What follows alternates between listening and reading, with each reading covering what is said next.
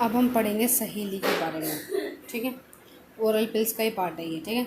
Development bye किसने दिया, CDRI, central drug research institute, जो लखनऊ में। ये इंपॉर्टेंट है, PYQ है, ठीक है। नेक्स्ट है नॉन स्टेरॉयडल ड्रग है ये असर्शन रीजन में बार बार पूछा जाता है, स्टेरॉयडल है तो ध्यान रखना।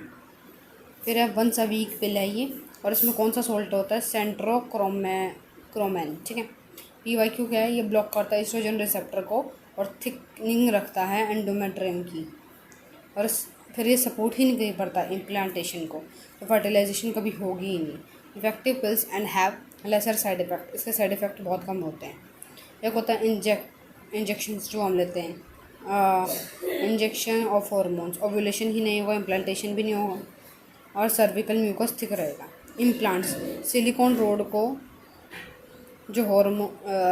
Road of hormone which implant subcutaneously in females, Implanon और नॉर प्लांट। इसको हम हाथों में मतलब अपने आर्म्स में थोड़ा सा हल्का सा कट लगवा के वहाँ पर सिलिकॉन की रोड डलवा देते, तो बार बार हार्मोन निकलता रहता है। वो हार्मोन निकलता रहता है तो जो यूट्रस होता है वो इम्प्लांटेशन कर ही नहीं पाता, ओव्यूलेशन भी नहीं कर पाता, तो काम हो जाता है। सर्जिकल मेथड, इसमें क्या होता है, terminal method to contraceptive, reversible बहुत कम है इसकी, और ऑल्सो स्टेरिलाइजेशन हो जाता है।